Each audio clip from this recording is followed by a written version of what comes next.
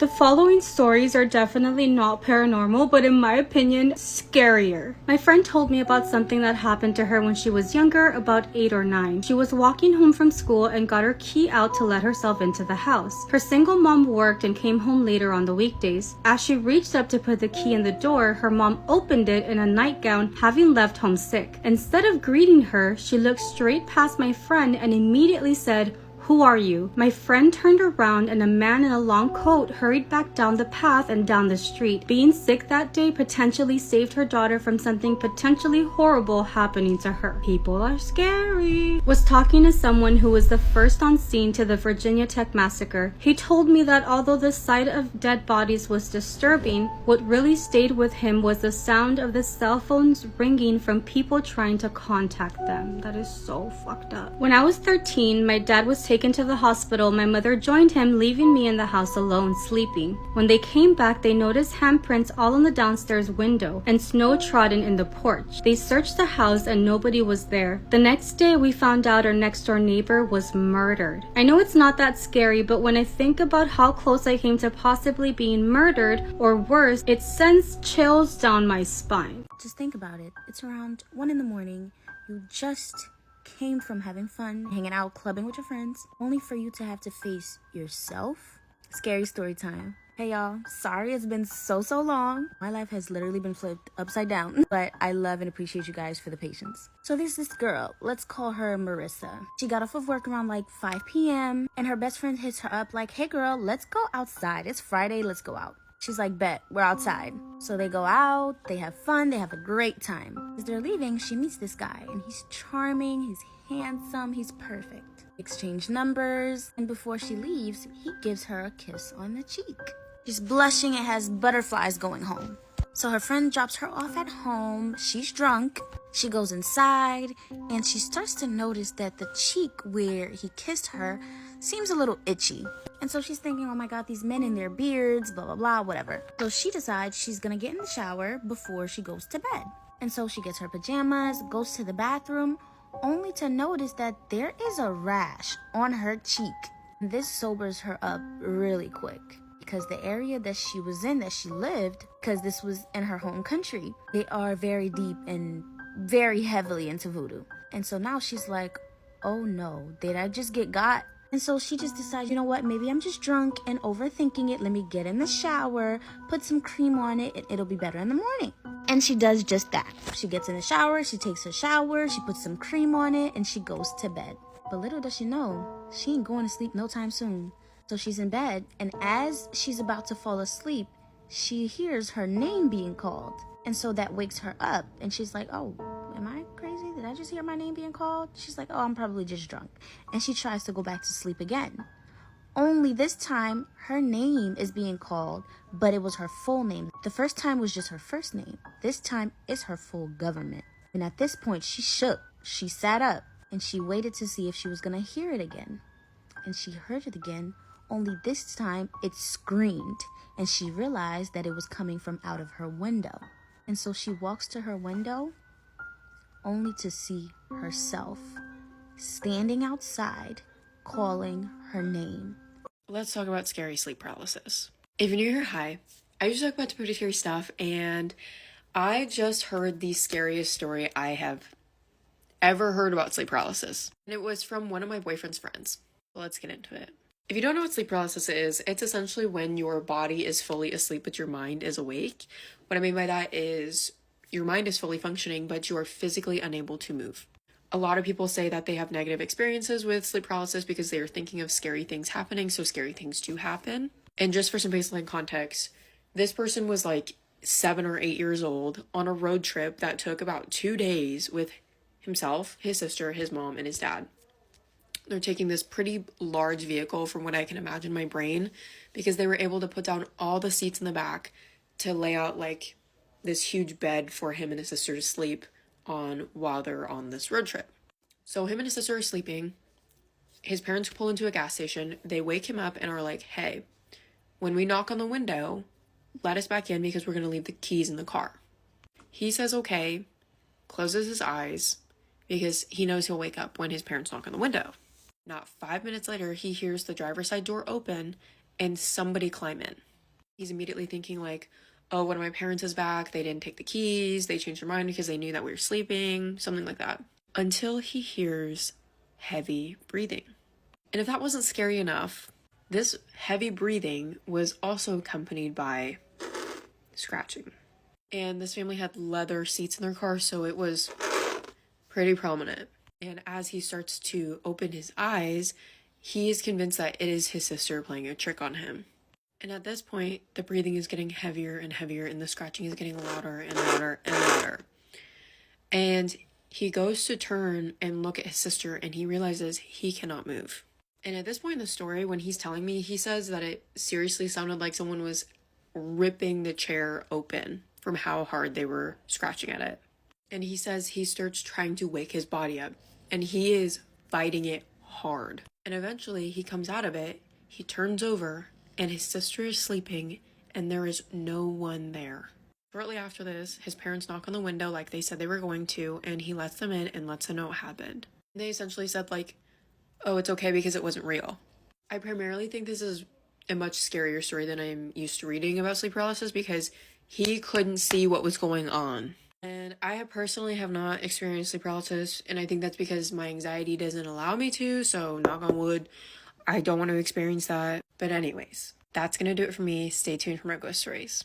There are weird things that happen in the Appalachian Mountains at night. Now, this story comes out of North Carolina. There was this young man named Chris. Now, Chris said he grew up in North Carolina, and he said him and his friends one summer decided they were going to go camping. Well, they found this nice little spot up in the mountains, and he said, it was about like a 3-mile hike. They get to their campsite, and they set up their tents and everything, and the first night, they have a really good time.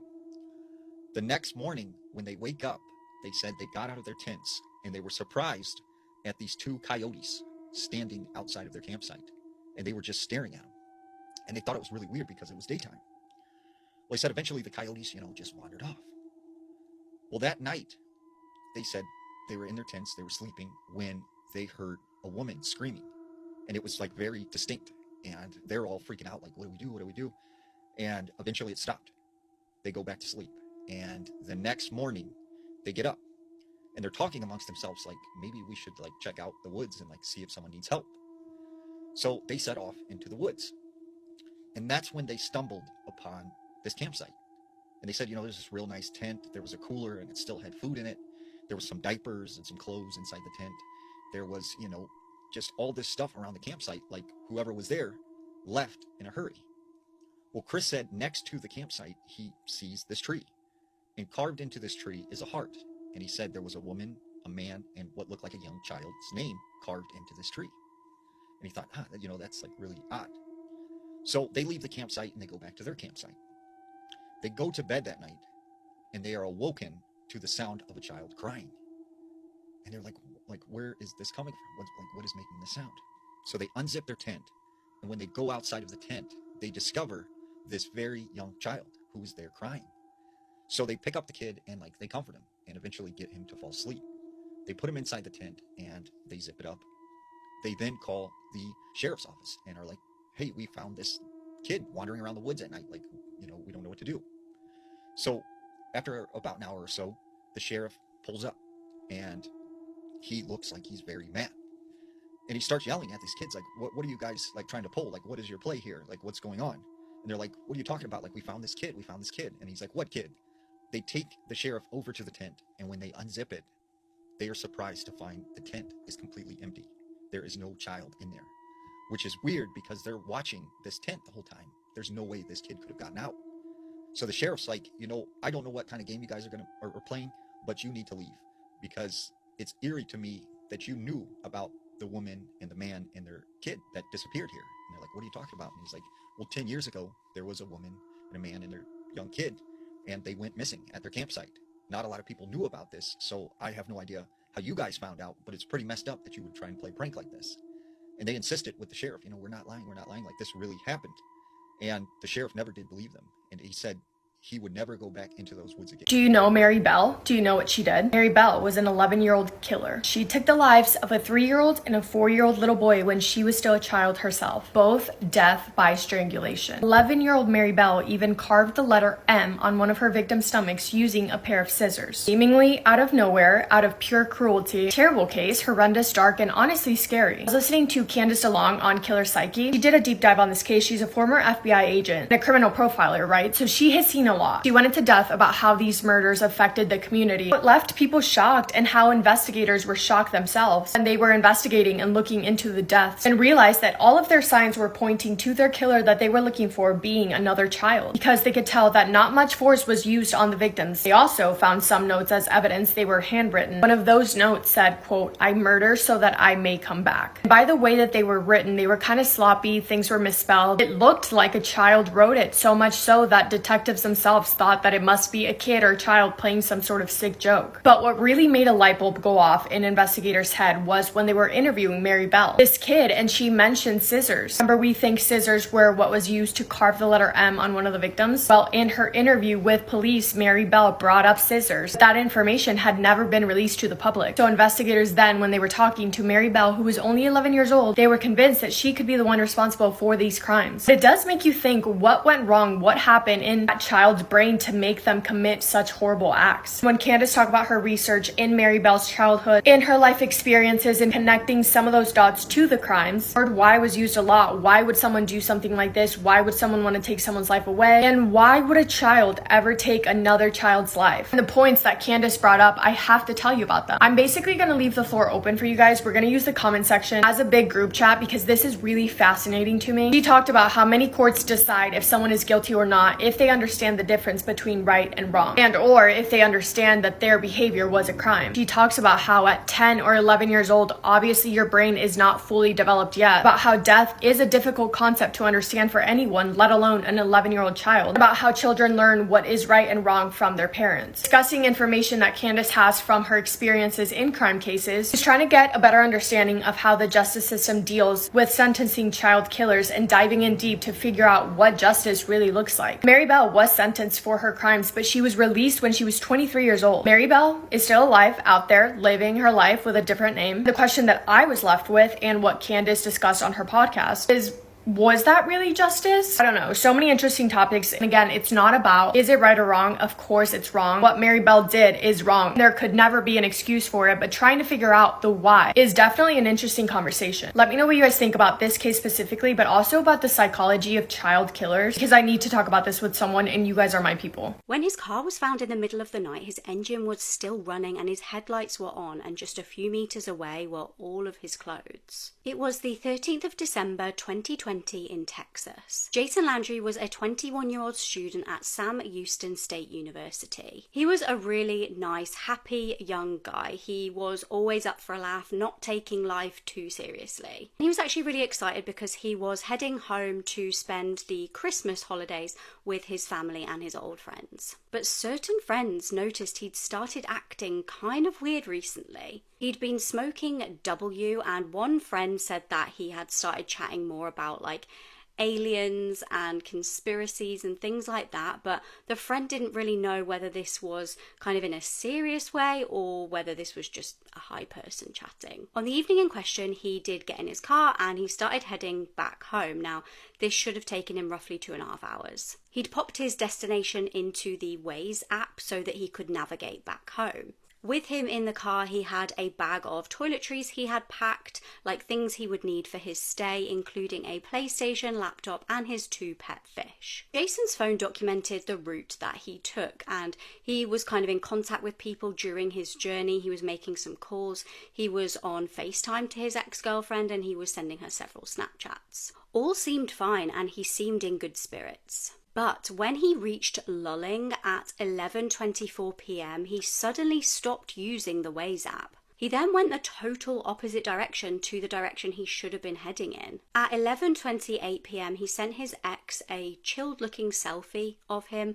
and nobody would ever hear from him again. In the early hours of the morning, Jason's car was found abandoned with clear signs of a single car crash. The keys were still in the ignition and the lights were still on. And bizarrely, just meters away from the vehicle were a pile of Jason's clothes, even including shoes and underwear. His backpack was also found very close by, with sadly inside his pet fish who had passed away. Jason's dad heard about the crash. He was horrified and he went over to the scene of the accident, but Jason's car had already just been towed away. No evidence had even been collected from the scene. They just sort of chalked this off as an accident. Jason's dad really was the one who had to push police and kind of be the driving force in this investigation. He was the one that found Jason's phone inside of the towed car. What he found from this phone was so unusual, it really made no sense. Phone records showed that after he sent that Snapchat to his ex, Jason's phone location just stopped. It stopped working. The information just abruptly stopped, and for over an hour the phone was just not picking up any location data. This was despite the phone still being on and still having signal. Now, police did organise a search operation, but despite their best efforts, despite even like tracker dogs being involved, there was no sign of the missing boy. Then, in 2022, 2 years after Jason's disappearance, a man with a striking resemblance to Jason came into the hospital. He had been found unconscious in New York, but just look how similar the two faces look. Sadly though, despite this giving the family some short-lived hope, this actually wasn't Jason. This was just somebody who just happened to be his doppelganger. To this day, we still have no answers as to what happened to Jason that night. Oh my god, brr, it's fall. Let's all pretend it's October. Let's pretend it's cold outside, even though it doesn't get cold outside in October here in the valley, because what the fuck? On the upside, we live really close to the island, so... Okay, anyone hungry? So this girl says that her family and her... So this girl says that her family moved into this house in Mexico, and it was one of those houses that shared a wall with the neighbor. So any little sound that they would make, you would hear, and vice versa. Every night, almost like around the same time, they would hear a baby crying, and it became such a frequent thing that every time they would hear the baby cry, they'd be like, oh, there goes the baby crying again. At this point, they hadn't met their neighbors just yet. They didn't, I mean, obviously they knew they had a baby, but they didn't know if they had other kids as well. She was the oldest of her siblings, so it was her, a brother, and a little sister. So one day when she's taking care of her siblings and her parents are working, she noticed that the neighbors were outside and the kids were playing. So she's like, hey, let's go outside and play with them and get to know them since we live right next to them. So she's out there, and they had kids similar to her siblings in age. And when she started talking to the oldest there, she said that she's like, hey, where's your baby? Can we meet her? We do hear her like across the wall. We hear her crying sometimes. And the neighbor looks at her like, no, we don't have a baby. And she's like, what? No, like we hear the baby crying. And her neighbor's like, okay, I'm gonna tell you, but don't freak out. A baby did pass away in your apartment, and I promise you that we do not have a baby, but sometimes we do hear the baby sounds, and it's coming from your apartment, not from ours. So she has no idea what to make of it, because she's like, what if they're just joking around or like pranking me? Because again, this is the first time that they meet. And she waited for her mom and dad to come home, and she tells them what the neighbor said. She tells them that they didn't have a baby and that they knew that a baby had passed away in their apartment, so there was never a baby crying on the other side of the wall. Her mom also thought the same. She's like, oh, they're just playing a prank on you. We clearly hear that baby through the wall. So some time passes. They still sometimes hear the baby, and there is a night where it was basically her job as, you know, the eldest daughter to tuck her siblings into bed. And she says that she was in her siblings' bedrooms putting them to bed, reading them a book. Sometimes she would sing to them as well. And that's what she was doing that night with the door closed. And as she's reading them a book, the dad walks into the room like so urgently. And he's like, what's wrong? What's going on? She's looking at him like, what do you mean? Like, what are you talking about? And he's like, I heard somebody crying, like they got hurt. And she's like, no, look at us. They're laying in bed like nothing's wrong. And she says that she could tell by the look in her dad's face where he was like, fuck, this place is haunted, and I heard a kid crying. He thought it was his kids because it was definitely coming from inside the apartment. Time would pass and they would continue to hear these sounds where the parents were like, oh shit, something's wrong, because they thought that their kids were crying like they had gotten into accidents inside the house or something. It got so bad that the bedrooms for mom and dad were right across from each other. The parents moved their bed right in front of the door and did the same thing to the siblings' bed. They couldn't sleep with the doors closed anymore. That way, if they heard something, they could just look across the hall and see their kids asleep. Like, it got to that point where like they were hearing all these sounds in the room and they just wanted to make sure it wasn't the kids. But obviously that is not the way that you should be living. So eventually they did move out of that place because of how bad it was. All those cries of a baby and them thinking it was the neighbor, and indeed it was never the neighbor. The neighbors did not have a baby. I feel like I'd be freaking out too. Like, imagine like just being woken up, hearing a cry, thinking it's your kid, and you go in there and it's like, there's no one there, but you clearly heard somebody crying. I would have moved out too, but what do you guys think? This case is so eerily similar to the Amy Bradley cruise ship disappearance, it's uncanny. This woman also vanished on a cruise ship, but her case is solved. It was May 2006 when the island escape ship set sail from Mallorca in Spain. Lonica Contes and Mickey Kanasaki had been looking to rekindle their love. Lonnie was a successful attorney and the pair had got married back in 1995 after initially meeting at work. But unfortunately, Lonnie did not stay faithful and Mickey was heartbroken, and gradually the marriage just deteriorated. There was absolutely no trust between them anymore, and so eventually they filed for divorce. And Lonnie moved on pretty quickly and remarried a younger woman. Now, this was actually Lonnie's third marriage. It's honestly wild how much this man chops and changes his mind, because he then broke up with wife number 3 to get back with wife number 2, who was Mickey. So obviously he's cheated on Mickey, he got divorced, he remarried another woman, but now he's back with Mickey and he's trying to make amends and he books them a cruise ship. And Mickey couldn't have been more excited to rekindle the relationship, but sadly she wouldn't survive the trip.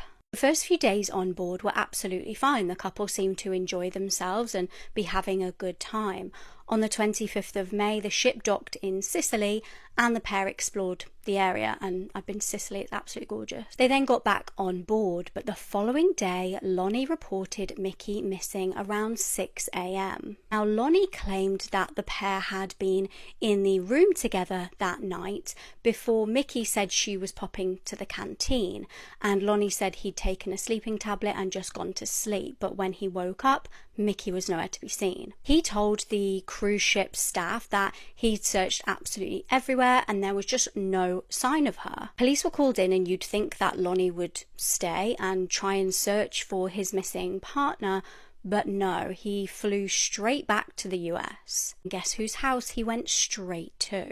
Yep, wife number 3. The police started looking into the couple in more detail to see if they could unpick what had really gone on here, because they didn't really have much to go off. Interestingly, there had been 1 or 2 occasions where police had been called to the couple's home to deal with DV incidents. The couple had also mysteriously drawn up a will just before the cruise. Now, this will said that if either of them had passed away, the other person would inherit everything. Very odd timing. Then, very shortly after her disappearance, like a mere matter of hours, about 36 hours, I believe, there was a tragic discovery. Another boat came upon something floating in the water, and this was Mickey's body. Now, luckily, due to just how quick Mickey's body had surfaced, investigators were able to do an autopsy on her and found she'd been strangled before being thrown in the water. Suddenly, Lonnie was a suspect, obviously. He was kind of the only person that police really could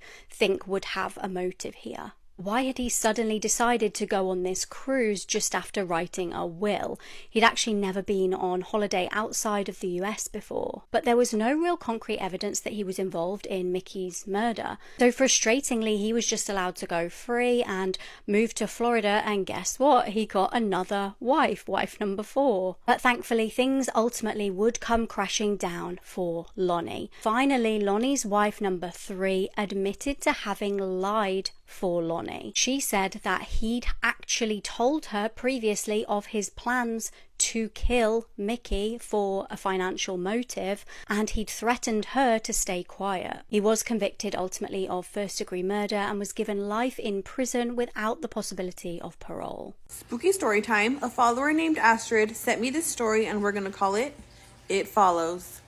Astrid says that she is now 29, but when she was about 6 years old, she would always stay at her aunt's apartment with her aunt and her baby cousin that was a few months old. She says that at this apartment, the kitchen was right close to the entry door, and that her aunt started complaining that every time she'd be in the kitchen, she could hear the doorknob kind of like shuffling, like if someone was trying to get inside. She says that it would happen so often to the point where she was over it, she decided to put some dirt on the outside of the door to see if there would be some footsteps or something showing that there was someone standing out there trying to open that door. The doorknob starts to move. She runs outside. No one is out there. She looks down, and the dirt is not even touched, not even a little bit. She ended up moving to a completely different apartment complex, and she says that this apartment was kind of like in a circle, and there was a big tree in the middle. At this point, her aunt had already had another baby, and Astrid says that her aunt loved going out, she loved to go party, and she would get home very late, around 2 or 3 a.m. Astrid's aunt soon started seeing this tall, dark figure staring at her from that tree. Then she started noticing that it would only happen when she would get home extremely late. One night, after a long night of partying, her and the father of her baby were sitting in his truck just talking, and it was about 2 a.m. And then he tells her, "I don't mean to freak you out, but the whole time that we've been sitting in this truck talking, I have seen a dark figure staring at us from that tree." That's when her aunt realized that it was not her imagination. She ended up moving to yet another apartment complex, and at this point she had 3 children. Astrid says that when her youngest cousin was 5 years old, she started telling her teacher very weird things. Her 5-year-old cousin and the older sister shared a bedroom, and they had 2 separate beds. So her 5-year-old cousin would tell the teacher that there was a man and a little girl that lived under her bed. She even described how the little girl would climb out from under the bed. She said that the little girl would play with her toys, but she said that she didn't have a mouth. So when she would get upset, her face would just stretch. Astrid and her cousins would constantly stay at their grandmother's house, and Astrid's grandma also started noticing weird things going on with Astrid's little cousins. So now it went to following them to 3 apartments, and now also to grandma's house. And this happened for so long. Astrid's aunt would still see things, would still hear things, toilet seats being slammed, there'd be tapping on the windows, noises coming from the kitchen, like it was always something. What was really crazy is that by this point, Astrid's cousin was old enough and she was living with the roommate, and she was even experiencing stuff at that house. So time has obviously passed. Astrid's aunt and her boyfriend bought a new house, and Astrid's 3 cousins decided to go move in with her as well. And they are experiencing paranormal activity again. She says that her aunt has been hearing like a woman crying in her oldest daughter's bedroom, and her aunt even saw the same tall black figure standing at the foot of her bed. Astrid says that nobody knows what is going on, why any of this is attached to them, what it is, or what it wants. What do you guys think? Thank you so much to Astrid for sharing this spooky story. If you guys have any other spooky stories that you'd like to share, please send them via DM or email, and I'd love to read them, and I will see you guys in the next spooky story. Bye! Spooky story time. A follower named Claudia sent me this story, and we're going to call it Vivid Nightmares. Claudia is from Slovakia, and she says that when she was about 10 years old, one of her very dear friends passed away in a car accident along with his dad and his uncle. She, of course, attended his burial, his services, and everything. She was left devastated because they were very close friends. Claudia says that very same night, she saw like a dark figure standing outside her window, but because one, she was too young to understand, and two, she doesn't really believe in the paranormal, she kind of just brushed it off. She ends up falling asleep, and that night she has a dream. In her dream, she sees the friend that had passed away standing in front of her house. Claudia is emotional. She's crying. She runs to him, tries talking to him, and says, "What happened? Like, are you okay?" And Claudia says that he didn't have like this warm look on his face. His vibes were not welcoming at all, and his face looked kind of grim, kind of evil, and like upset. Because of his demeanor, she was so scared and tried to wake herself up from this dream, and she couldn't. Claudia says that he then began yelling at her and cursing at her and saying that this was all her fault.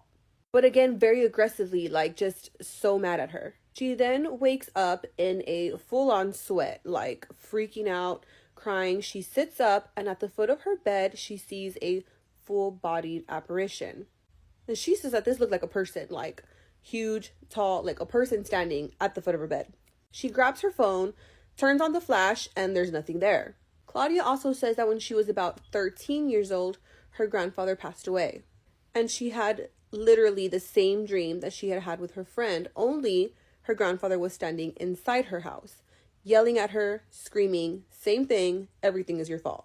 Since then, she says that she always sees shadows or weird things like on the corner of her eye, just like walking back and forth, and she'll look and nothing's there, but she can just feel that there's something definitely there. She told her mom, and her mom sprayed their whole house with holy water. She did say that it stopped for a little bit, but it ended up starting all over again. Claudia wants to know what you guys think about this. She doesn't know what's happening, why she had these dreams, and why they were blaming her. We will be reading the comments, so go ahead and comment below what you think. And honestly, the way that she described seeing her friend like yelling at her and stuff like that was like scary. Thank you so much to Claudia for sending this story. If you guys have any other stories that you'd like for me to read, go ahead and send them via DM or email, and I'd love to read them, and I will see you guys in the next spooky story. Bye! Let's talk about the ghosts you see in your dreams. If you're new here, hi.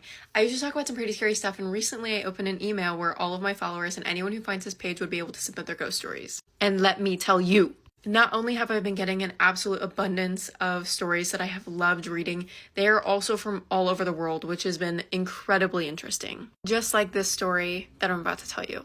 Let's get into it.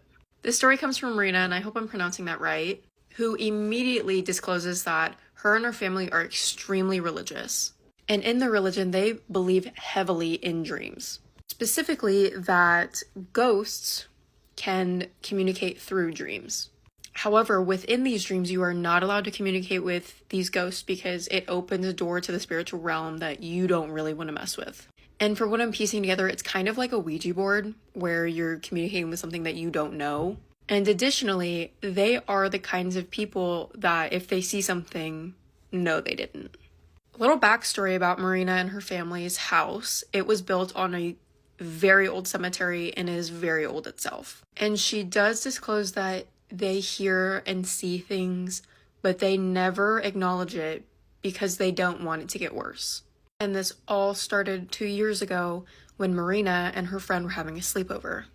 And Marina says that this sleepover was going perfectly normal. It was like any other sleepover you would have with your girlfriends until nightfall when they both, Marina and her friend, were like, we got to shower. So Marina showers first, then her friend, and it's important to note that there is no light in the bathroom, and I'm only assuming because there's a window that lets in natural light, but obviously it's dark out, so no light. So they're using their phone flashlights. They propped it up on the sink, whatever, it illuminated the whole bathroom. After Marina's friend was done showering, she called for Marina to get her pajamas out of her bag. Marina gets her pajamas, goes to open the door to give her friend her pajamas, and she is staring at Marina with no color in her face. Marina asks, what is going on? What's wrong? Are you okay? The friend says, there was an old woman looking at me through that window. They were obviously scared, but they brushed it off because the only people home were Marina's mom and her bedridden father. A couple hours later, they're heading downstairs to make something to drink before they go to bed. And again, this friend was like, did you see that? Marina obviously didn't see it and was like, what are you talking about? This is the second time this happened. What's going on? Her friend says, you didn't see that tall man at the door? Marina says then she grabbed her friend's hand and started praying to kind of ease her mind. Fast forward a week later. Marina gets home from dance, is very tired, showers, gets into bed, starts to fall asleep. She notes that she wakes up a lot throughout the night because of her anxiety. Same. But she distinctly remembers having a brief dream where she heard a little girl's voice say, "It's right next to your bed." Marina obviously wakes up and lo and behold, what does she see? A full body apparition standing over her bed.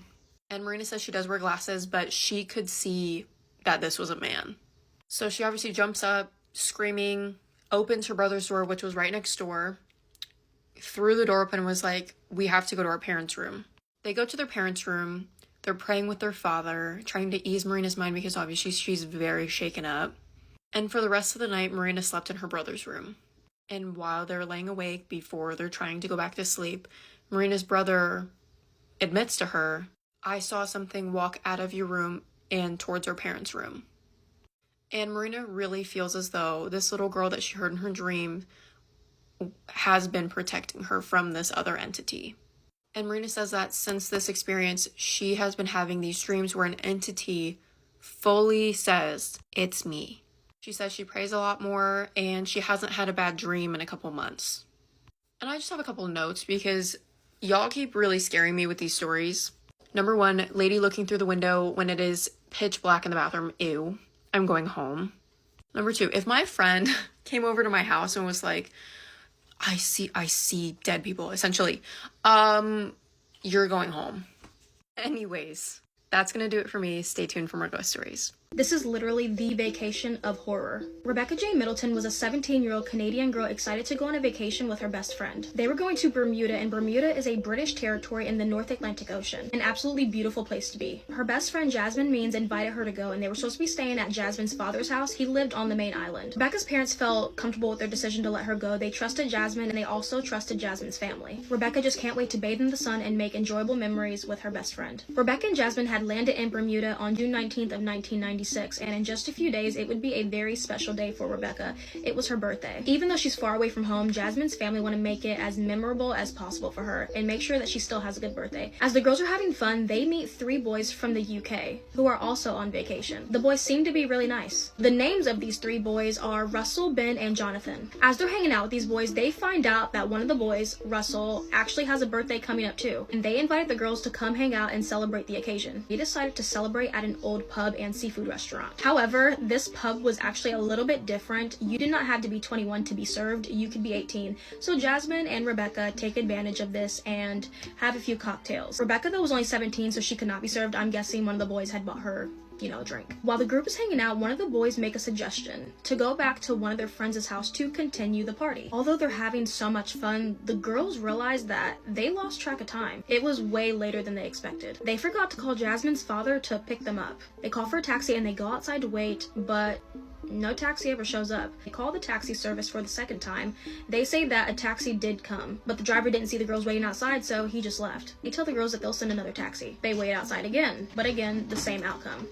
Where's the taxi? It's dark outside, the girls are alone, they feel very uncomfortable. Then out of nowhere, a familiar face appears. This makes the girls excited. This is actually a boy by the name Dean Lattimore. Both of the girls knew this boy. As the girls are chatting with Dean, a motorcycle pulls up out of nowhere with 2 men on it. 2 men that neither of the girls knew. The boys say to the girls like, "Hey, do you guys need a ride?" They didn't want nothing to do with these men. They didn't know them. The boys are pretty persistent. They're like, "You guys aren't getting a taxi. You might as well just get a ride from us. Like, no one's gonna be coming out here. And what are you girls doing out here alone in the middle of somewhere that you guys don't know anyway?"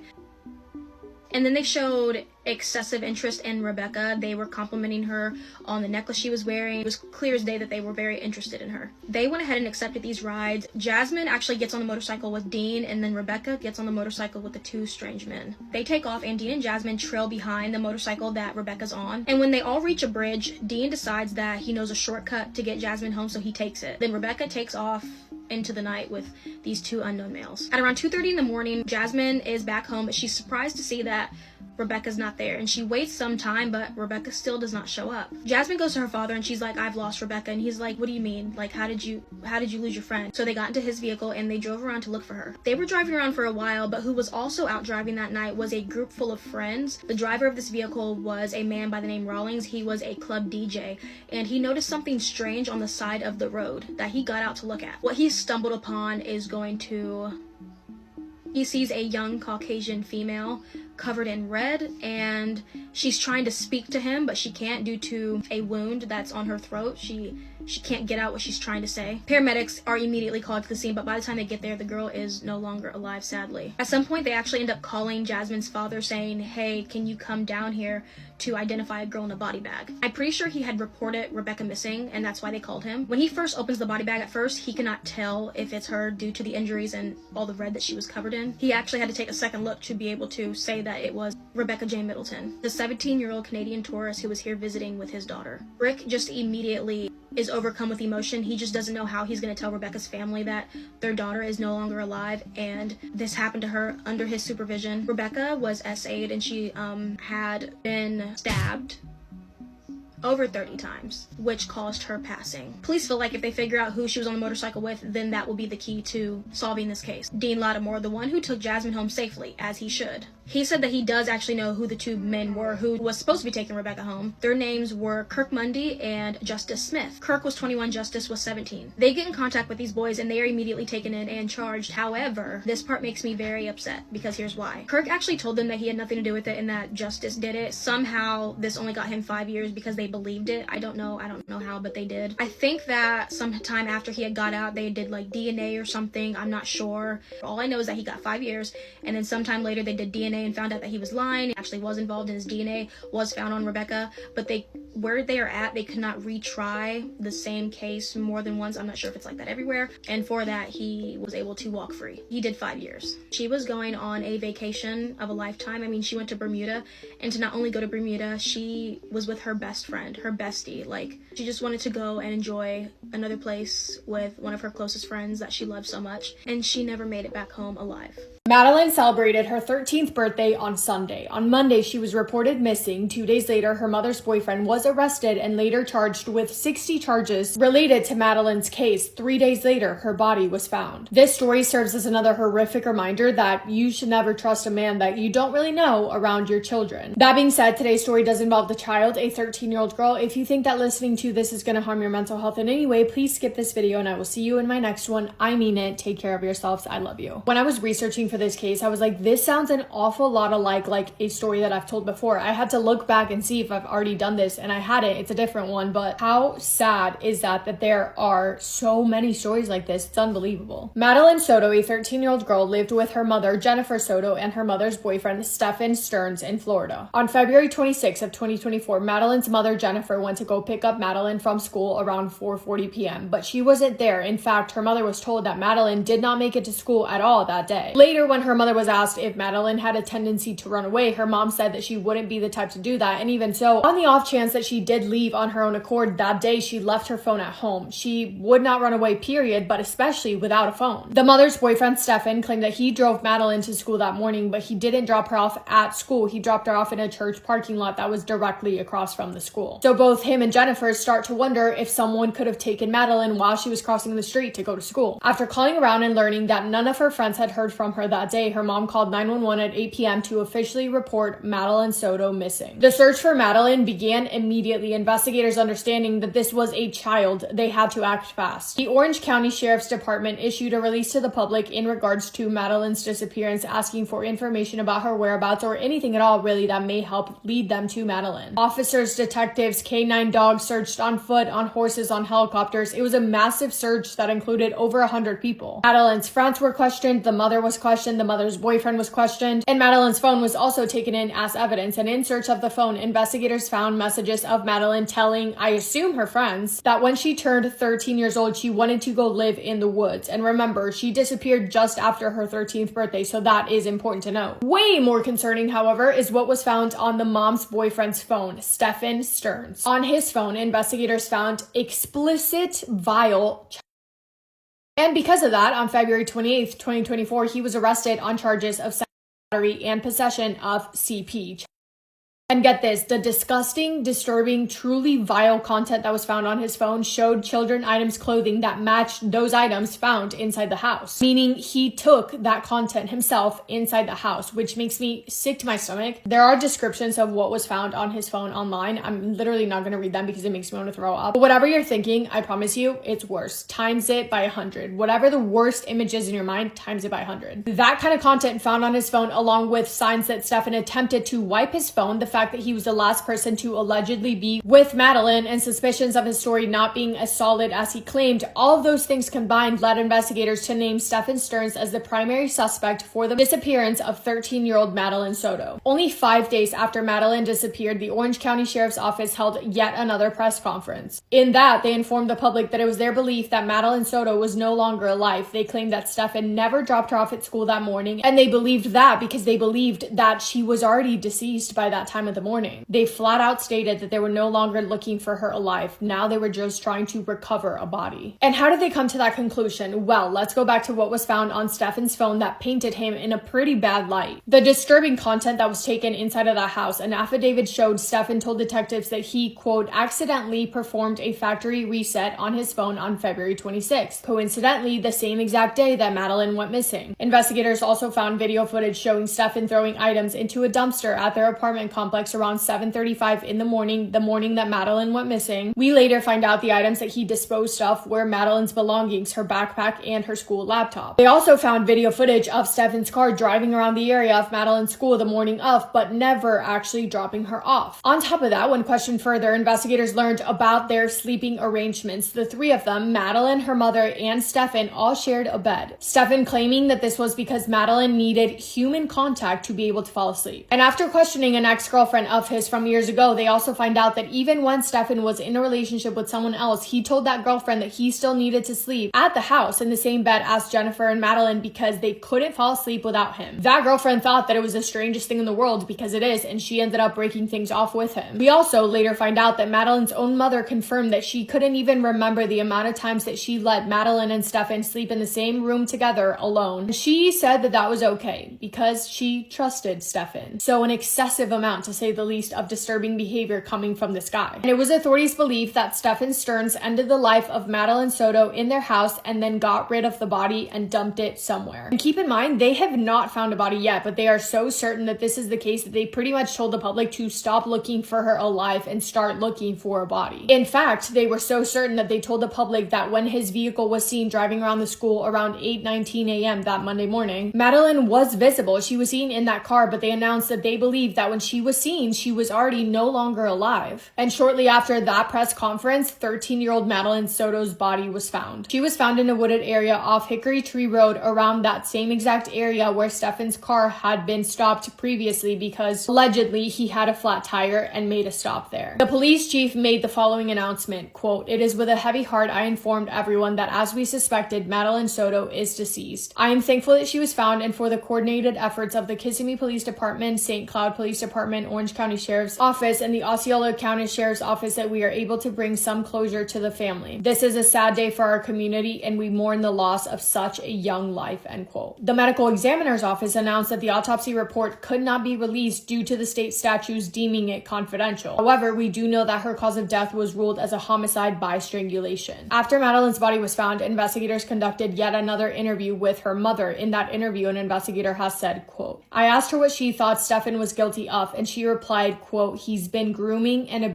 my child,' end quote." And released court records confirmed that, showing that Stefan is being accused of S.A.ing Madeline for years. Even though he attempted to wipe his phone, investigators were able to recover files showing the S.A., which stemmed back as far as 2022. On March 12th, Stefan was charged with 60 charges against him, including S.A. of a child under the age of 12. On April 24th, the police announced that Stefan Stearns was also indicted on a first-degree murder charge by a grand jury in the death of Madeline Soto. The police chief stated, quote, "The evidence shows an individual who was entrusted to keep Madeline safe made calculated moves to dispose of Madeline's belongings and place her body in a wooded area before she was ever reported missing," end quote. And on June 10th, the state attorney's office announced that prosecutors will be seeking the death penalty. The latest update that I could find was that the trial for the battery case was scheduled on February 24th of 2025, but I believe that has been delayed a few months, and the homicide case was set for September 22nd of 2025. Lastly, a detective described the investigation as very intricate and said detectives want to make sure they, quote, uncover every single fact and the evidence. They stated, quote, we don't want to put a timeline on it, basically,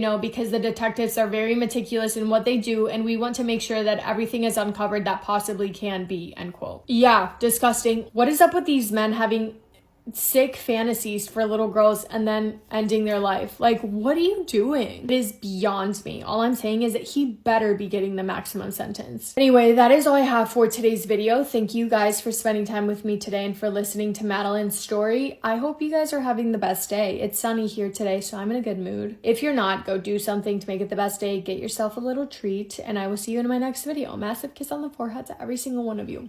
Oh, also want to say, if you want to request a case, message me on Instagram because it's more likely that I will see my Instagram messages versus my TikTok messages. But yeah, love you, bye. However, coined the phrase, you can't make this stuff up, might have known the story of real-life boogeyman, Albert Fish. A slight, elderly man with grey hair, no one suspected the kindly single father of being sadistic child murderer and cannibal.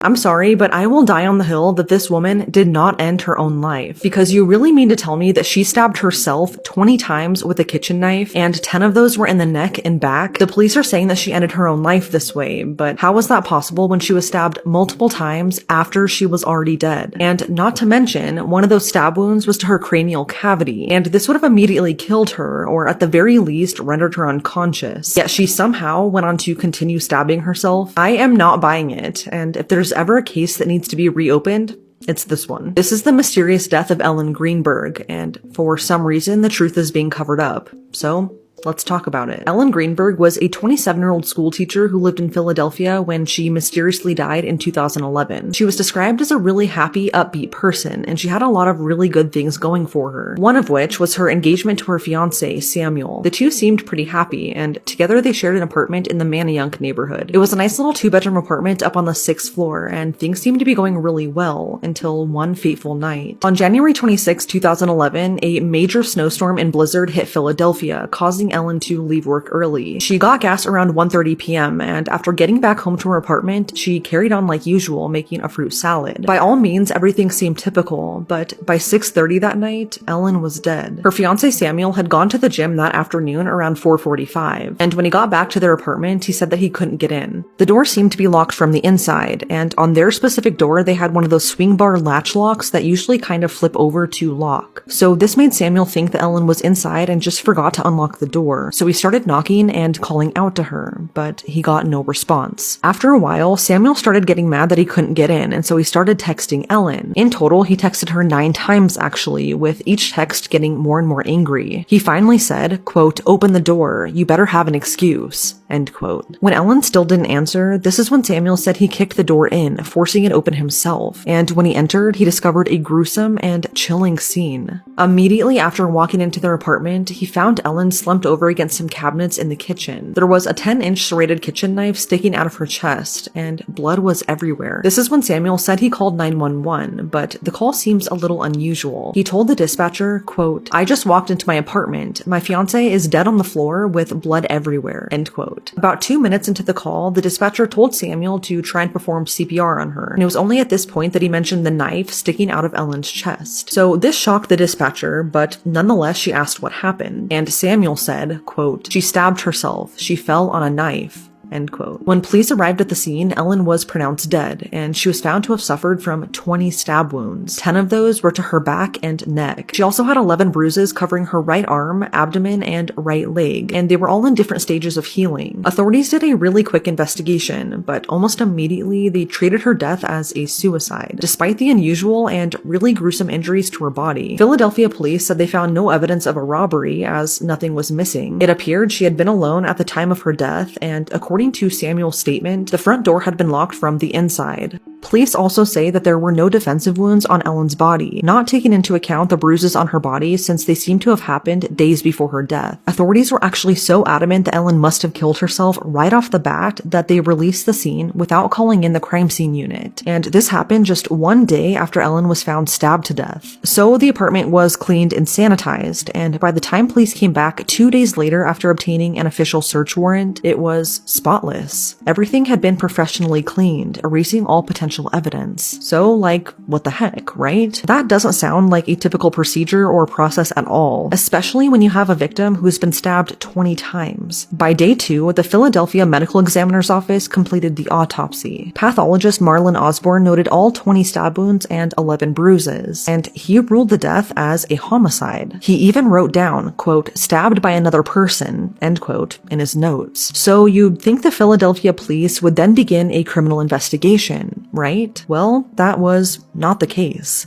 Literally the next day after the autopsy was completed, Philadelphia police issued a public statement saying, quote, "The death of Ellen Greenberg has not been ruled a homicide," end quote. And here's where things start to get strange. After the apartment had been professionally cleaned, Samuel's uncle, who also just so happened to be a really prominent judge in Pennsylvania, went into their apartment. For reasons no one has ever been able to explain, he grabbed their laptops, phones, and credit cards, which to me is highly suspicious, and he shouldn't have done that. He did end up having to hand those items over to police, but still, it's just kind of odd. 2 months after Ellen died in such a gruesome way, her family experienced yet another blow. The medical examiner changed his ruling on her death certificate from homicide to suicide, and this was done after much persistence and pressure by the police, according to that medical examiner. Police are adamant that Ellen died by suicide, and they say this is because they found no evidence that anyone else was involved. They only found her DNA on the knife used to kill her, and her clothes. And after looking at the apartment's security footage, it didn't show anything suspicious. They said that since the door was locked, even though that was just Samuel's statement, she must have been alone. And the only other possible way into the apartment was from a balcony, but their apartment was on the 6th floor, so it was highly unlikely that anyone entered that way. And since it snowed that night, they went to check if there were any fresh footprints in the snow surrounding her apartment, but there were none. So they stood by the fact that she killed herself. Further proving this in their minds was the fact that in the months leading up to her death, Ellen started seeing a psychiatrist for anxiety about her job. She did have anxiety and was prescribed Klonopin and Ambien for it, which both could lead to suicidal thoughts. But according to her psychiatrist, Ellen had a visit just 2 weeks before her death, and she was happy, in good spirits, and was not suicidal. Ellen's family, on the other hand, do not agree with the suicide ruling, and they believe that Ellen was murdered. So while the case was formally closed, they started their own independent investigation, hiring other investigators and more well-known and reputable pathologists. After they reviewed her case, they all thought Ellen's death was strongly suspicious of being a homicide, and here's why. They noted that the type and number of wounds, which was 20, along with bloodstain patterns, are all consistent with a homicide. The focus was now on the sheer number of stab wounds that penetrated Ellen's brain. This pathologist found that the wounds to her brain and spinal cord would have obviously caused severe pain, but they would have also caused cranial nerve dysfunction and traumatic brain injuries. Furthermore, one of the stab wounds punctured her cranial cavity, and this wound alone would have either instantly killed her or, at the very least, rendered her immediately unconscious.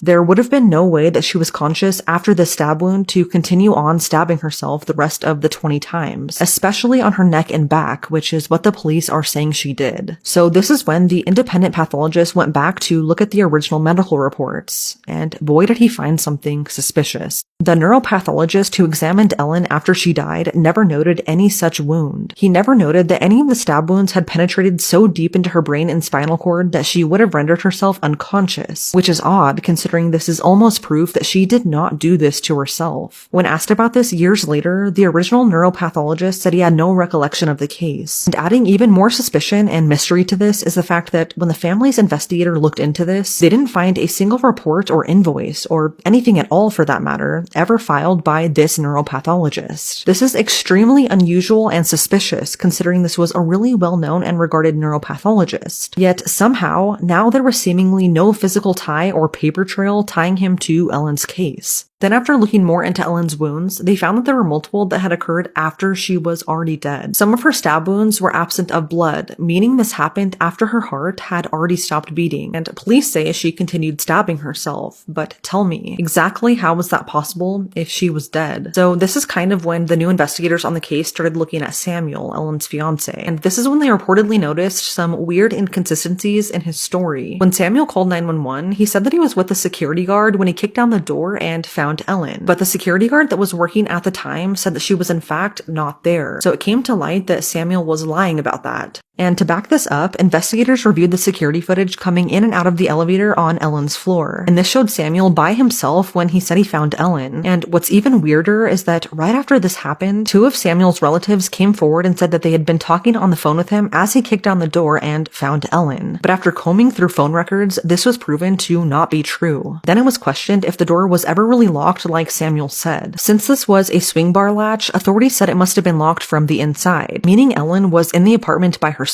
But according to the apartment manager, she said that it's actually possible for the lock to have locked on its own, depending on how the door was shut. She said that it's even happened to her a few times, and just because Samuel said that it was locked doesn't mean that it had actually been physically locked from the inside. And a former FBI agent actually questions if Samuel ever really kicked in the door, because if you look at the crime scene photos, there's hardly any damage to the door at all. So again, this kind of contradicts what the police are saying happened, which is a major red flag. Over the years, Ellen's parents continued to fight for justice for their daughter, pleading with authorities to reopen the case and consider all of the new evidence they found. But still, they remained steady in the fact that Ellen ended her own life. This is when a crime scene reconstruction specialist stepped in and examined the crime scene. And according to them, it appears Ellen's body had actually been moved after her death. And if that wasn't enough proof for you, this is when a 3D anatomical recreation of her body was generated. And the findings from that only add more suspicion to this case. From that recreation, it was found that not all of her stab wounds could have been self-inflicted. I mean, it sounds kind of obvious with the way she was stabbed in her back, but